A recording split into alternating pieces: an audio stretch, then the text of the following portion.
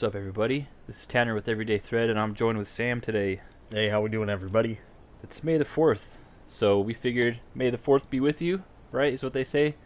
We're going to play some Star Wars Battlefront 2 on the old Xbox. And, Classic Xbox, man. That good old system. I'm going to go ahead, I think go with everybody's fan favorite, the Republic. Yeah. And, of course, being inside, I'm going to go with the shotgun myself. Although I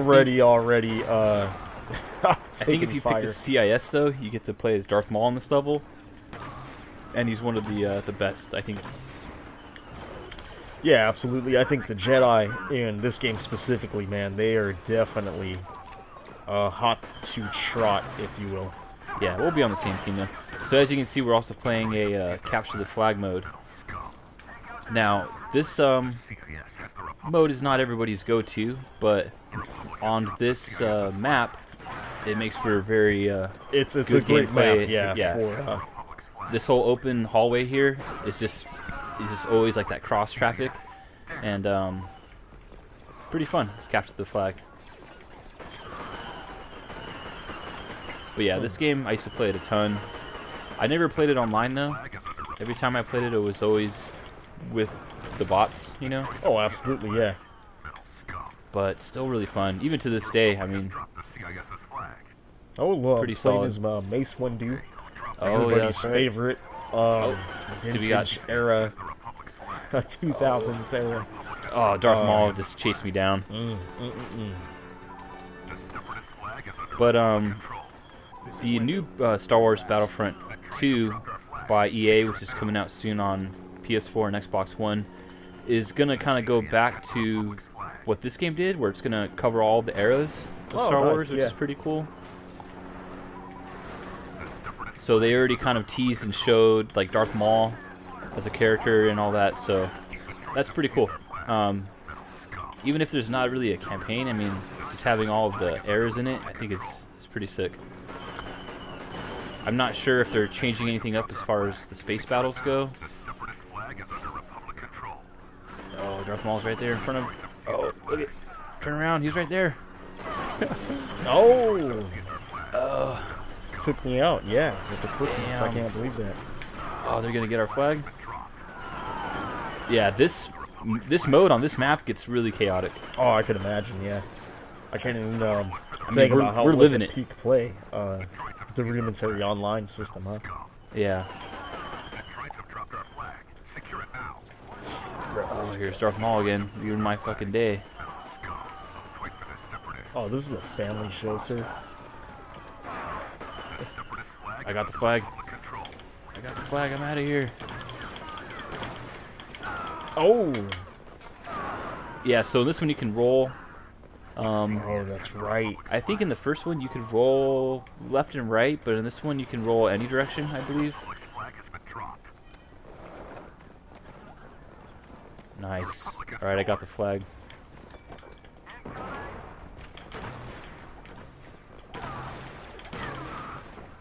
This one had a few more classes added to it that the first one didn't have.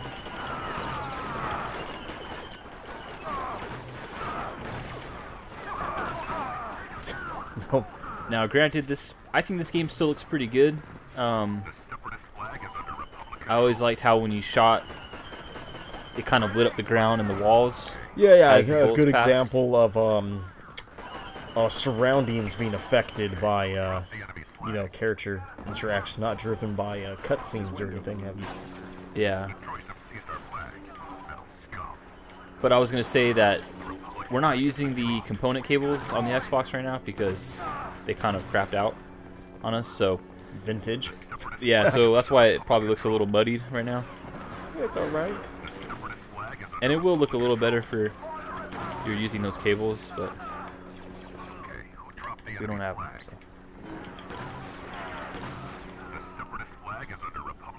Yeah, and I also liked how in this game, the Jedi could push the black button to like block, like in the movies, and hit the bullets back at the guys. That's right. Little extra layer of play, if you will.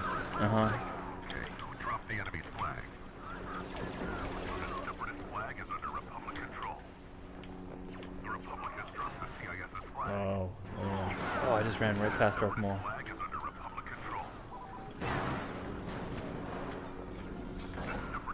Oh. Nice.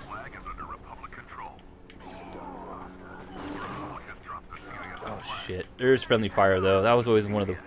I always hated that feeling when you're chopping up guys. Oh, absolutely, yeah. Friendly fire, the bane of every 2-player couch game. Yeah. Definitely here with the Force. I tell ya. Yeah. So, hopefully the 4th is with us today, and we can pull through and win classic. Oh, classic Unit 790. Yeah. Killed guest, obviously. My name Oh is, shit. If you check the tape, man, I just sliced up our own dude to take the flag from him. I didn't even mean to do that. I just thought he was an enemy and right away killed him. Is that friendly fire we're talking about? See, kids, that's the danger of friendly fire. Yeah. Real life consequences. Nice. I guess the 4th was with us on that. Yeah. Sorry, that was a little bit of my hand right there bumping the mic. If you heard something to sound like a seal grunting, that was a little user error on my part. I thought this said Delta Ass, but it says Delta 855. Classic Delta Ass, am I right? That's just... Sounds like you're talking about girls in an 80s college movie in a fraternity. Oh Delta. Man, you getting some of that Delta Ass? Oh yeah, right. You know I am.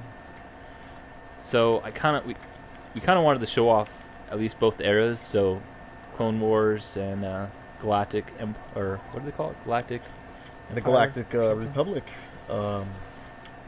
So we're gonna do them now, that era. I don't know if we want to be on opposite teams. Or yeah, we can give it a go, huh? Get a little contrast. Now, mind the listeners, I'm not the owner of this game, but I feel I'm comfortable with the controls. I think the controls really aged well.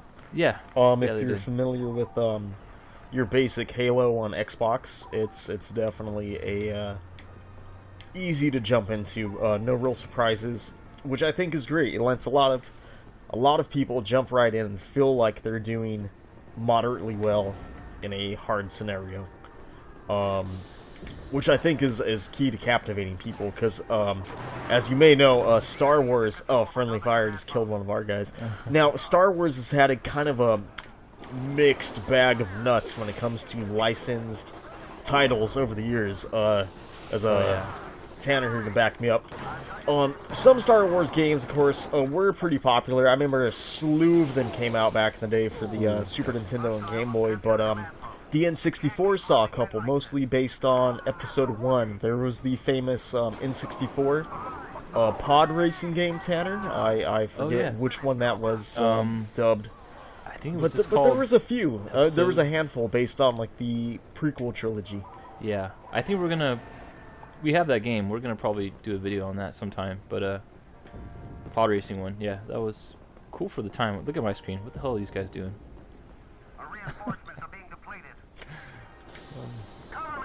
I always thought that the helmets of the rebel troops looked like highlight scoops.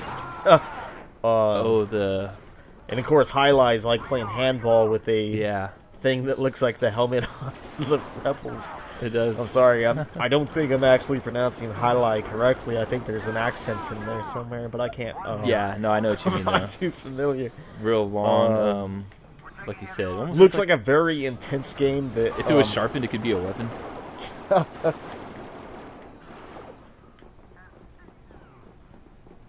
And stay down. Yeah. Oh, getting burned. But this level was cool. Kind of supposed to represent like. Yeah, the classic shit, like inside of the ships, kind of white walled, real nice, slick looking. Very minimalist and Apple Corp. Yeah.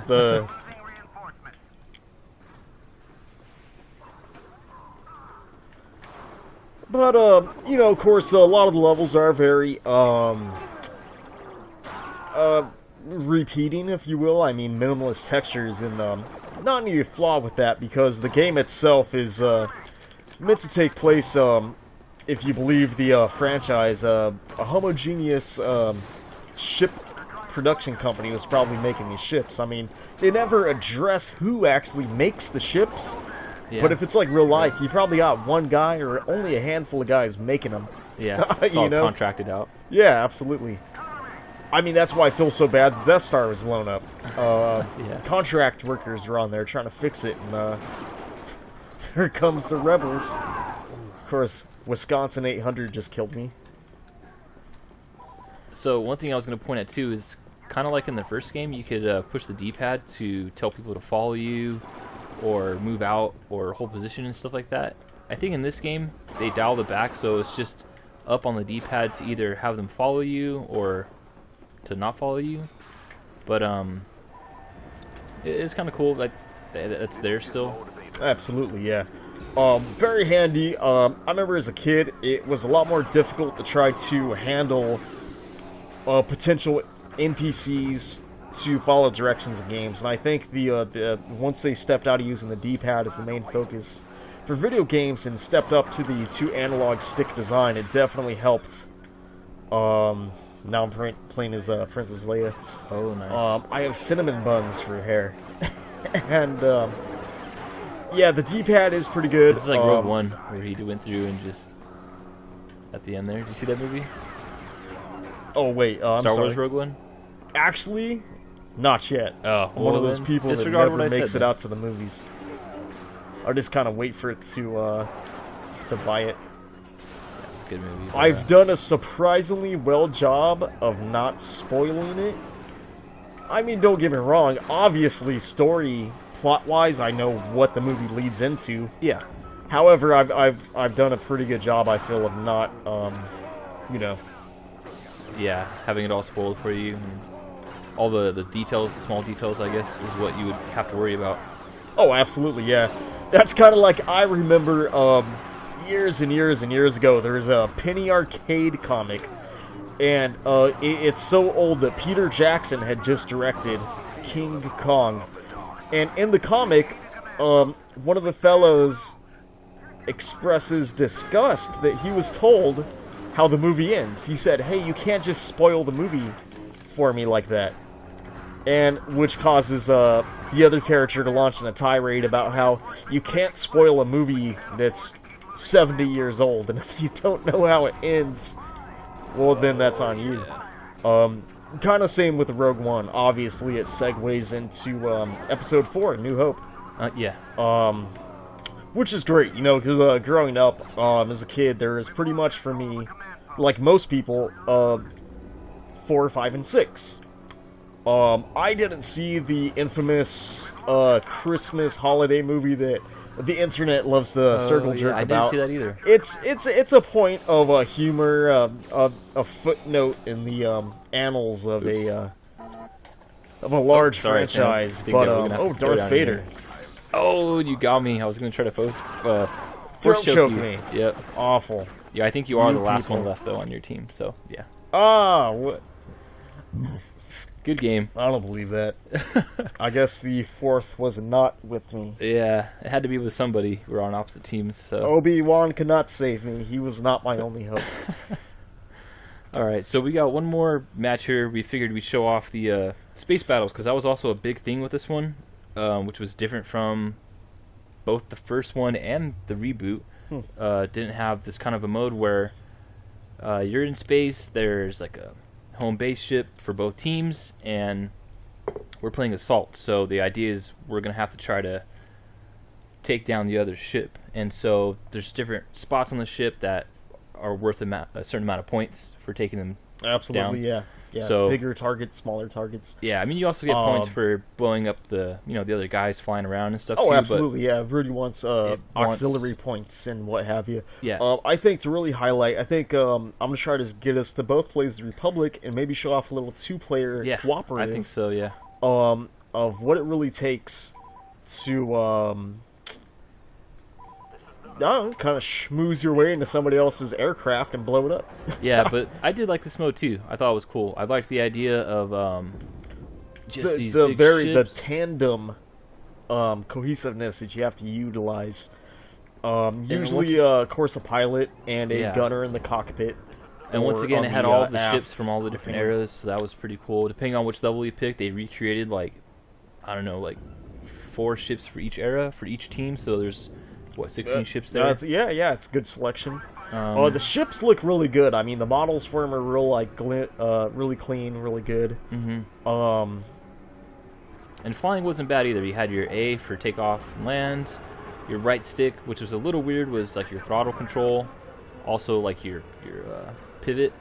But this mode was cool. If you take a look at like the map here on my screen, I'm top player. You got each main ship, which is gray, and then these red and blue ships. So you can take out the red and blue ships for a big chunk of points, but they were just kind of secondary, just flying around. But they did add to, well, you can see already someone blew up ours, so that's messed up.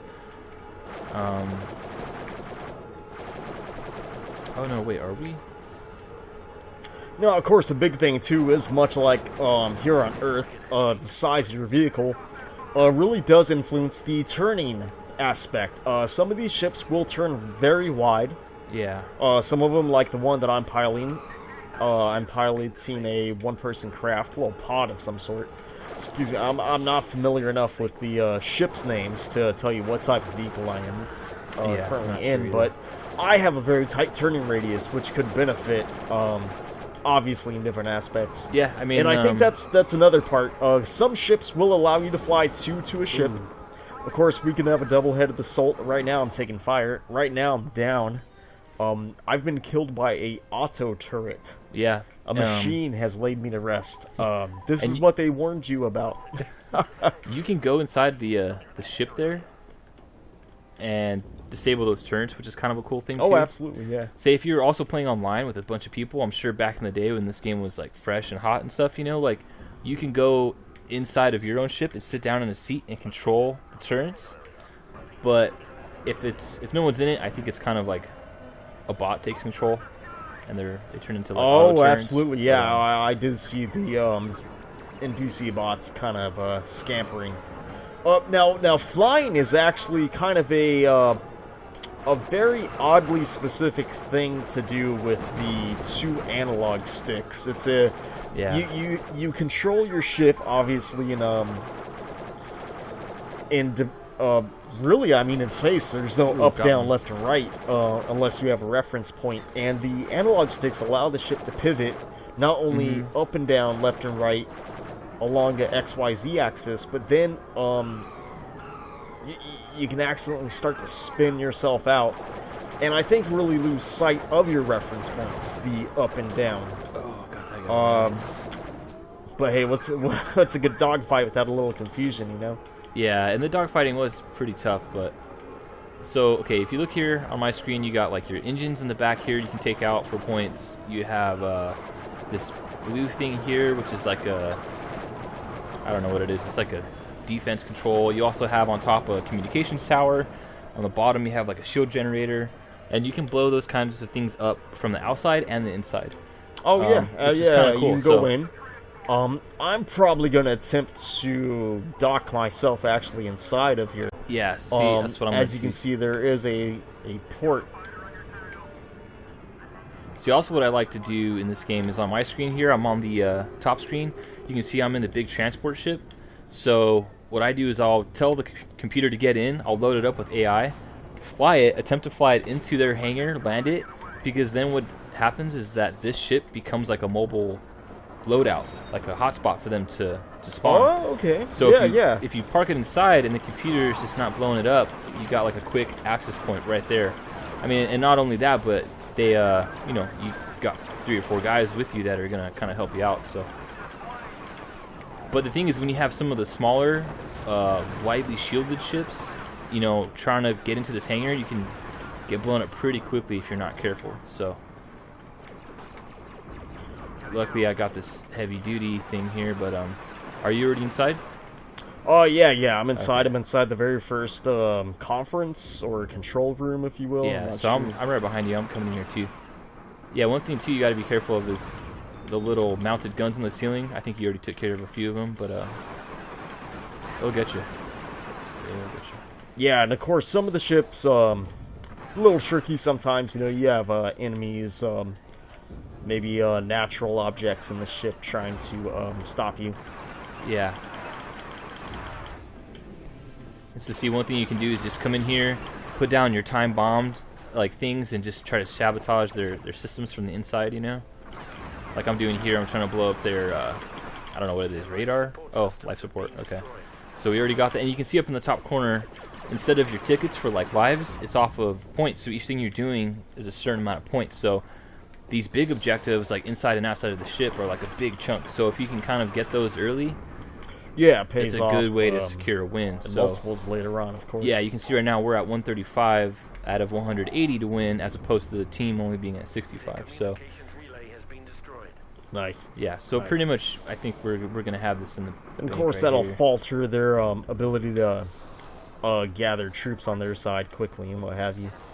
So I'm gonna go in here. I think this is the engine, cooling engines or something. I mean, the only thing too you got to notice is that in this mode you only have 2 different classes to pick from, unlike the other modes where you have all like 5 or 6. You know, so it's very limited as far as your loadout goes. You don't just have access to the Jedi and all that stuff. I think this is going to be a win right here. This life support system going down. Oh, that's it. That's a victory. But that's still pretty cool. It's fun. Yeah.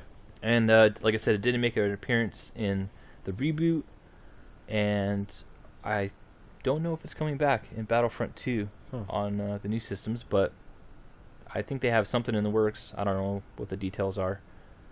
But yeah, that was fun. I think that wraps up our Battlefront 2 gameplay for now. It does. Yeah, I would like to point out Player 1 did receive the Traitor I did. award. I got that one time, yeah. So yeah, this was Star Wars Battlefront 2. Was released November 1st, 2005 on PlayStation 2, PSP, and Xbox. Only 12 years old. Go find it. Made by Pandemic, who was a great studio back in their day. This whole era was their heyday. I mean, they did a lot of other cool stuff. Full Spectrum Warrior was one. Both of the Battlefronts. Oh yeah. And I know there's a lot of other cool stuff.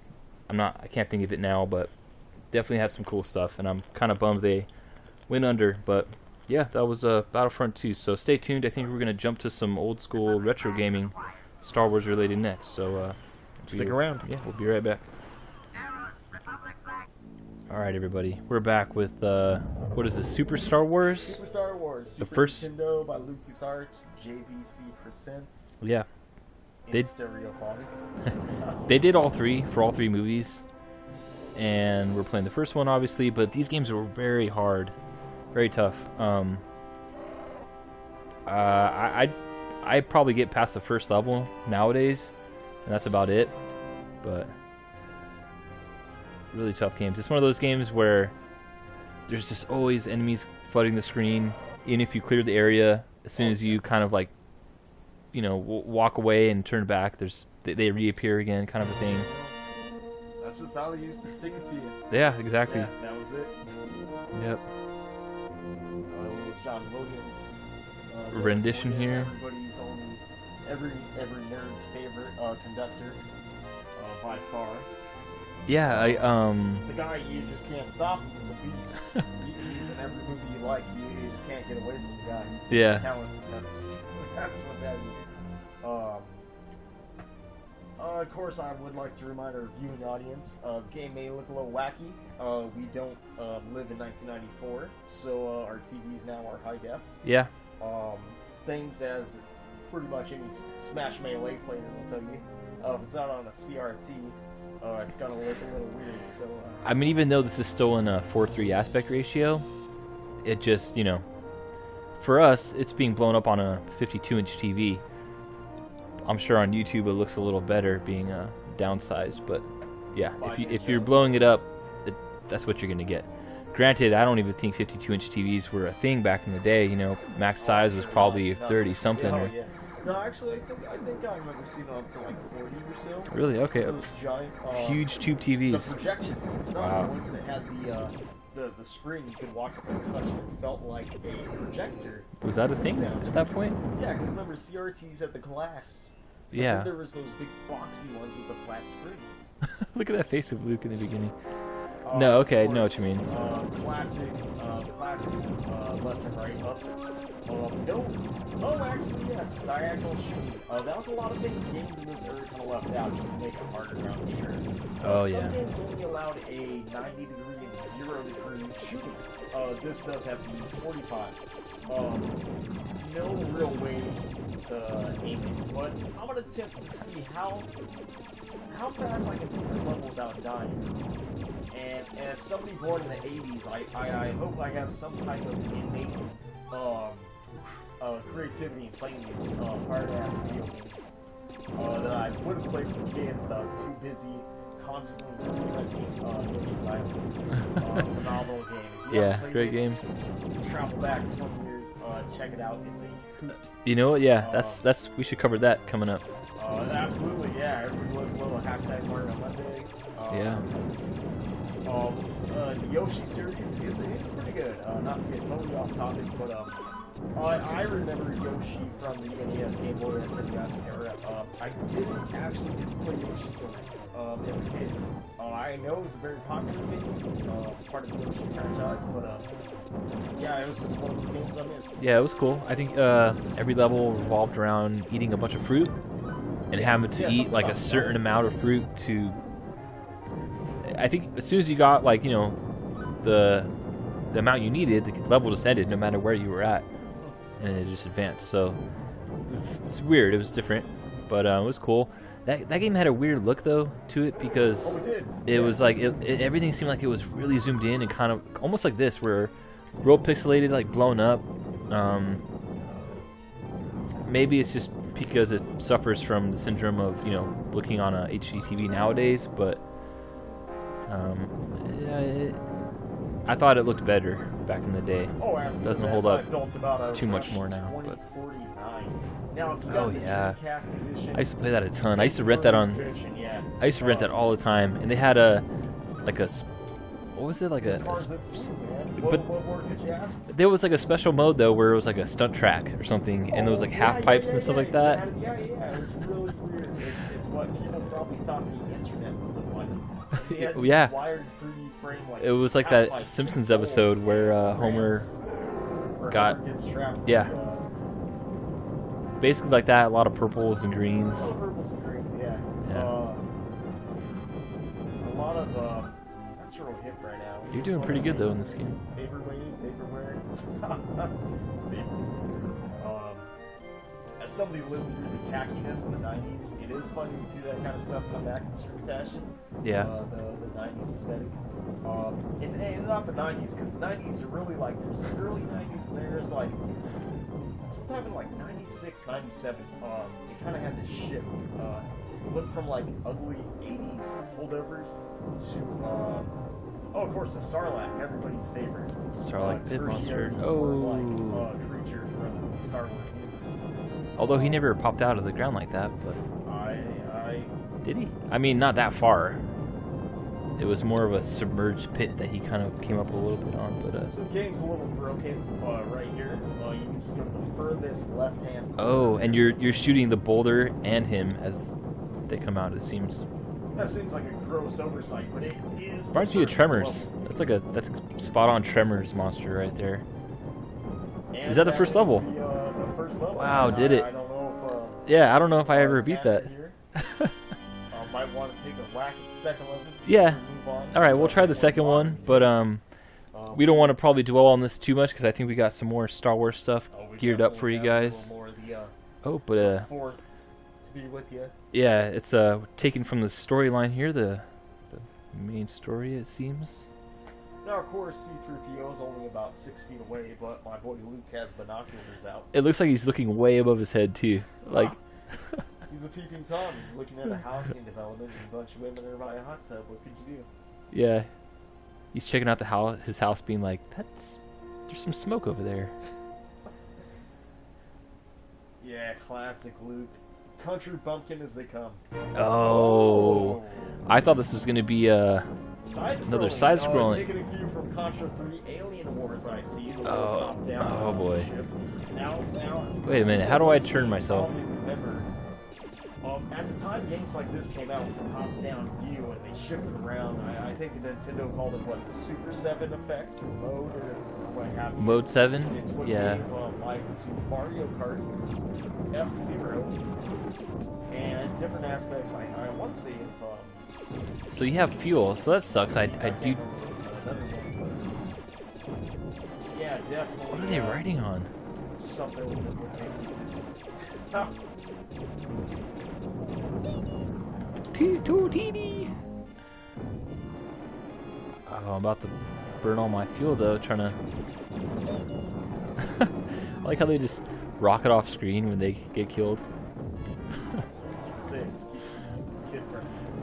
They have a little pull lever in between their legs to eject, and they just fly off. Oh, well, I'm out of gas. Okay, so I don't know how to... So I can pivot up or down. I don't know what the point of that would be, but, oh, I guess to move myself forward when I don't have fuel? Backwards.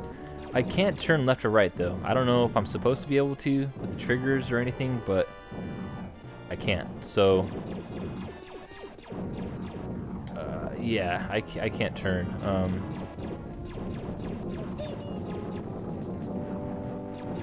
So, do you know if these games got better as they went, like, as far as the other entries? The follow-up to this, where you're playing on Hoth is the entry level. I think it starts with Hoth. Oh. That one's pretty big. Oh, that's pretty sick. But to me as a kid, this was kind of like when somebody said Star Wars video game. You can imagine that when the N64 had rolled around, I was a little dismissive.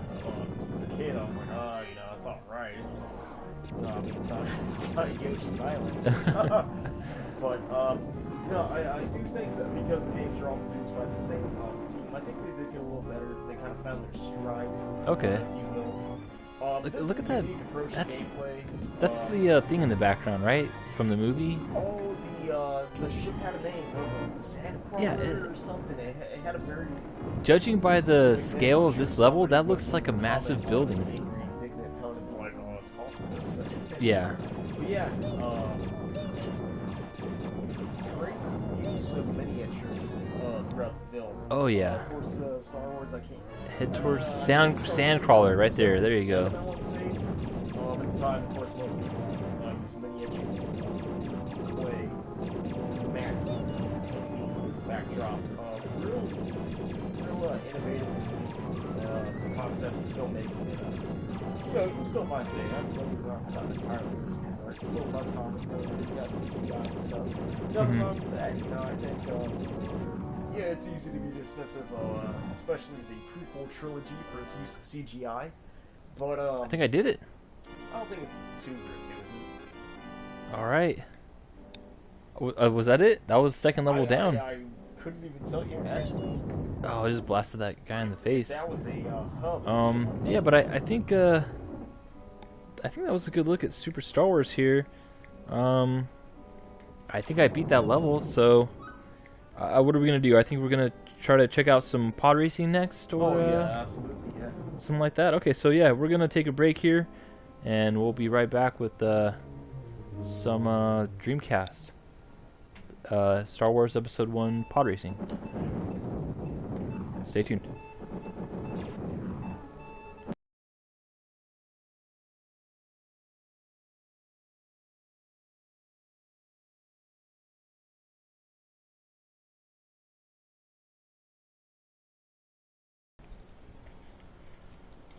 Alright everybody, we're back and we're playing Star Wars Episode 1 Racer is what it was called. This came out on Dreamcast and Nintendo 64. It was cool. I don't think it was a great It was game. definitely cashed in on the Episode 1 pod racing sequence. I get it. Oh yeah. You spend a lot of money on a film, of course you want the licensed product. Now, back in the day, it doesn't happen too often, but it seems like back in the day, everything had a goddamn go-kart racing game for it. Yeah, Crash Team Racing. Crash Bandicoot had racing. I know there's some others. Diddy Kong. Diddy Kong, yeah. Followed in Mario Kart. Of course, Mario Mario Kart's a juggernaut. I mean, it's Yeah. hard at this place. Wow, the text looks much more better than the Super Nintendo segment. Yeah, we were just playing Super Star Wars, and that did not look good on the crawl. But I think we're gonna skip this. I mean, we don't really need to. Everybody, I would assume, is familiar with Yeah. Episode 1.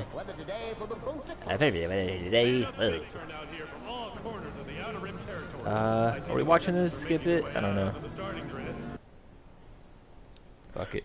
Now, one of the weird things about the Dreamcast controller is it's pretty much the modern style controller, minus the right-hand analog stick. And the bumpers. And the bumpers. It had single bumpers.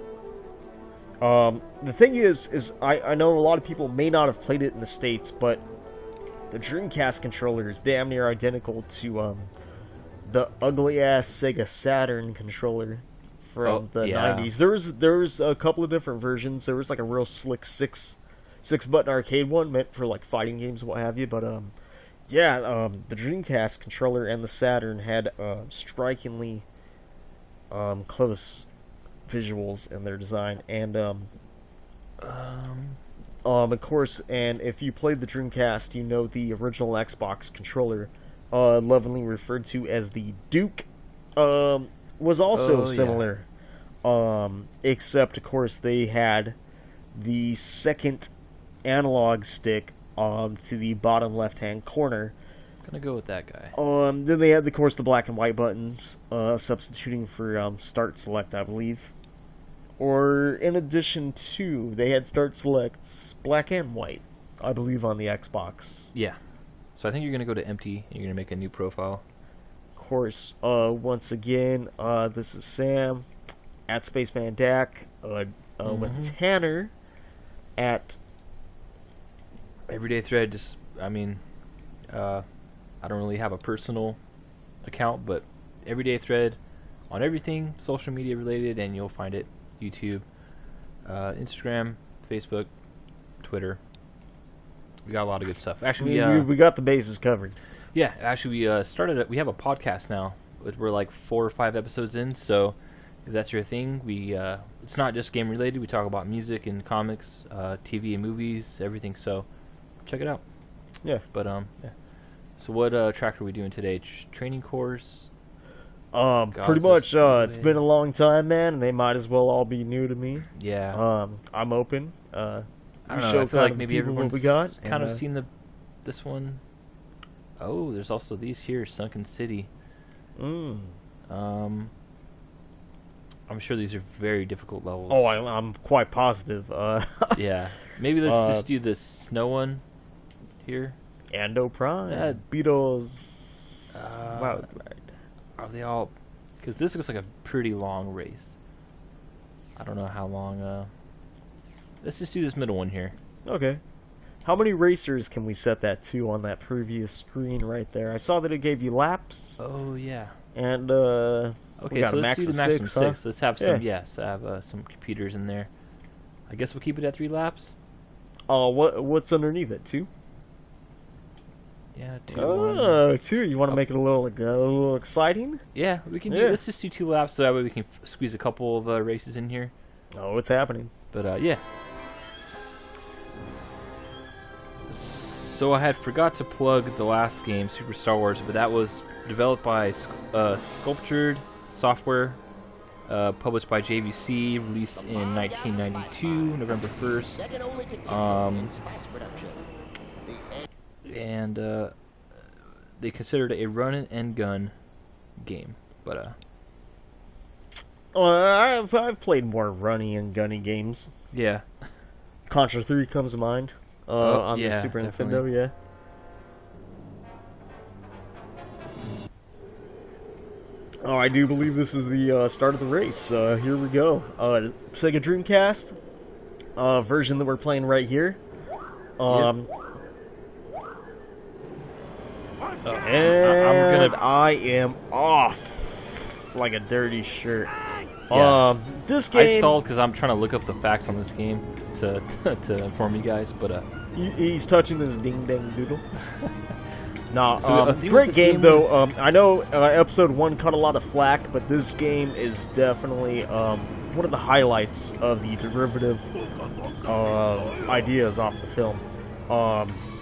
I mean, I'm not going to go into the multitude of reasons that people shit on episode 1, as probably listeners already know. Yeah. But the game itself stands Wow, that up. was a quick It's lap. definitely This is gonna be over in a a second, dude. Just by the way, but Hey, no, this you better get on top of your game, huh? Darth Maul was cool, and that whole fight at the end was awesome. But yeah, the movie gets a lot of crap. Shame too about Darth Maul. I mean, Jar Jar was horrible. Everybody knows that, but It's like a thing. then again, I haven't gone back and watched those movies in a long time. But I don't remember if they're as bad as everyone makes them out to be. I've probably seen the second episode. Oh, Clone Wars, less than yeah. any of them. Yeah. But I will still vouch for the third one. I think that the third one, It's not bad, man. Revenge of the I Sith think they made up realized for- what they had to do to attempt to bridge it. They knew they couldn't. They knew that they couldn't do exactly what fans wanted, but they tried their best, and God bless them.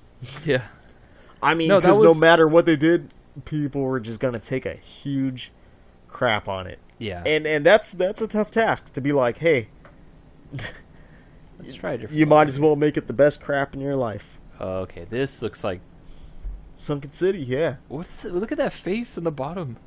What's up with that guy's lip? Is that a bullseye? Good old bullseye, Navior. But man, well, let's try it out. But anyway, regardless of that, yeah, episode 3 was cool. I liked that one. I can watch that movie on its own, and I feel like it has a good flow. And Yeah.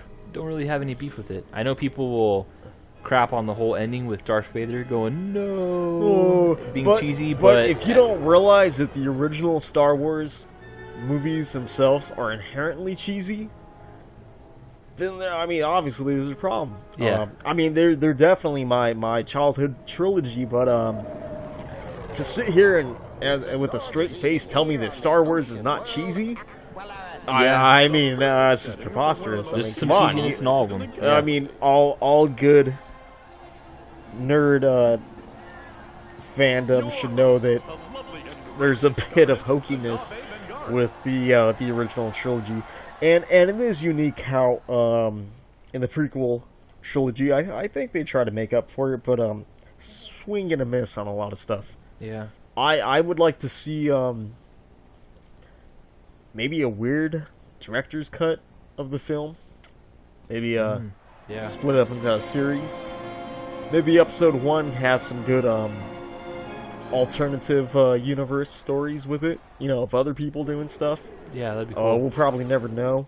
Well, all the books and all that side stuff. They Oh yeah, I heard ended it up- got demoted from Yeah, they considered it canon. They it booted never it back counted. down to. Of course, I just ran into a wall. You know, Thursday stuff. Yeah. Alright, so with this game too, there was, as you kind of, in the career mode, I think you kind of got money and it could upgrade your car as you went along, and you could end up getting little droids, repair droids, that would come out and fix your ship, which I always thought was cool because Like a bullseye and womp rat. it was like kind of like a NASCAR thing where Yeah. they would come out and fix your car, and you kind of had to slow down and get pulled off to the side, you know.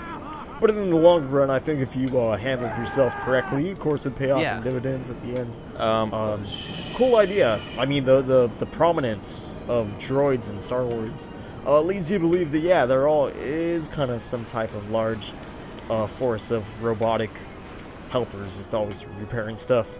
yeah. Oh, You and know it's what I weird. forgot you can do They is- never really touched on this type of racing ever again at any point in time. Yeah, I don't think there's been any other game in this vein. I mean, as far as Star Wars goes. Feel free to write in, if you will, and do correct me if I'm wrong. Oh, I just blew up. So, one thing I forgot you can do in this game is if you press and hold up on the analog stick, you have a speed little boost, huh? gauge over there that will turn yellow if it gets charged all the way, and then you can push the gas again, and you'll kind of like boost. But you got to be careful, because if you were looking at my screen, you'd see that I just blew myself up. Oh yeah, but there you go. Is there a brake in this game, like an actual? Actually, I'm not sure. I want to say it's the X. Yeah, probably. And for fans and don't- aficionados of Xbox, the Dreamcast pad actually mirrors the layout of the XY AB. I think also the analog stick, if you just press down on the analog stick, it'll decelerate you. Oh, okay. Yeah. Maybe It's got two kinds of brake, handbrake, parking brake kind of Yeah, thing. might be. Maybe it's imploring you to drift a little. I'm not that great at the game. I'm sure there's guys out here watching this wondering what the fuck I'm doing. But yeah, I used to fun play game this. overall, especially if someone doesn't play this often. The game's really held up. Textures are smooth. Yeah. No lag. Sound is great. It's classic John Williams. Yep. The graphics are okay for something. It looks like something you do on your phone nowadays, but at the time, Yeah. I assure you, it was top titties. I mean, even on Dreamcast, I thought it looked a little bit better, but I used to play this a ton on the in 64. 64, yeah, classic, yeah. Of course, if you're lucky. But it plays well. I mean, the controls fine.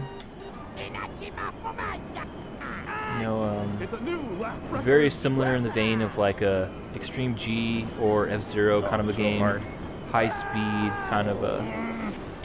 I mean, granted, you don't have.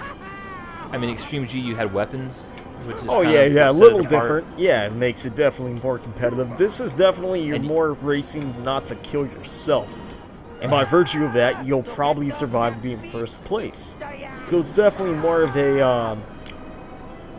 a personal thing. You're never really in too much direct competition with somebody, because you're hoping they also crash and you pass them. You know. Yeah. It had a lot of twists, a lot of turns. But if you got a Dreamcast, I know that's a very small demographic of people, and you're a fan of Star Wars, I would definitely say try to pick it up or Yeah. find the. I mean, definitely if you're ISO. just trying to add a game to your collection. It's pretty cheap nowadays. I mean, you can probably get this for around. I mean, I'm for sure under 15, 20 bucks maybe. I mean, it's common enough, and there's enough out there, and it didn't have that great of reviews or anything, so it's it's easy to put into your shelf of your collection. Oh, absolutely. And of course, I'd like to know if anybody listening out there is a Dreamcast aficionado. I know a lot of few games on Dreamcast later saw other releases. One of the more famous was Capcom's